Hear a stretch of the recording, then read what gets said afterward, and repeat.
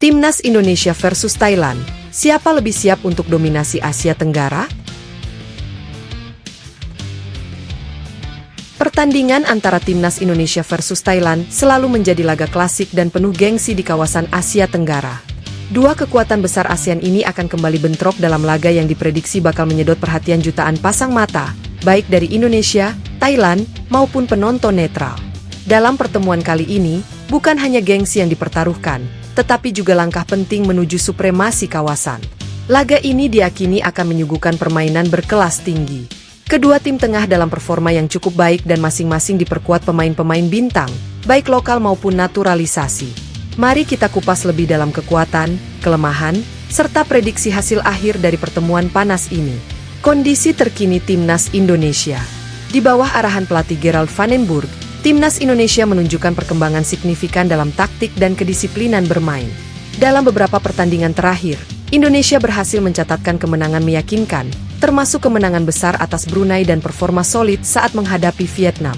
Skuad Garuda kini tidak hanya mengandalkan pemain-pemain lokal, tetapi juga diperkuat sejumlah pemain keturunan yang bermain di Eropa seperti Rafael Struijk, Ivar Jenner, Justin Hubner, dan Nathan Choeaon. Mereka memberikan dimensi baru dalam permainan Indonesia, lebih tenang, cerdas, dan solid di semua lini. Di lini depan, ketajaman masih mengandalkan Dimas Drajat dan Rafael Struijk yang punya kecepatan dan naluri gol tinggi. Lini tengah diisi kombinasi pemain bertenaga seperti Marcelino Ferdinand dan gelandang pengatur ritme seperti Mark Klok. Sementara pertahanan yang dikawal Jordi Amat dan Rizky Ridho mulai menunjukkan stabilitas, terutama dalam duel-duel udara. Thailand, pengalaman dan teknik tinggi masih jadi andalan. Thailand tetap menjadi tim yang ditakuti di Asia Tenggara.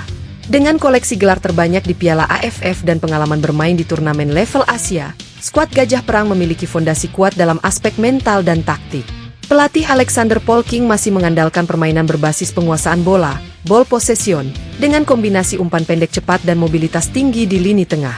Pemain seperti Supachok Sarachat, Eka Nitpanya, dan Subhanat Mueanta menjadi tumpuan dalam menciptakan peluang dan mengatur irama permainan. Keunggulan Thailand terletak pada permainan kolektif dan pengalaman mereka menghadapi tim-tim kuat. Meski tidak terlalu banyak diperkuat oleh pemain naturalisasi, kekompakan tim dan kedewasaan bermain tetap menjadi senjata utama mereka. Head to head, Thailand masih unggul, tapi Indonesia mulai bangkit. Jika melihat rekor pertemuan, Thailand memang lebih unggul. Dari total pertemuan sepanjang sejarah, Thailand mendominasi jumlah kemenangan atas Indonesia.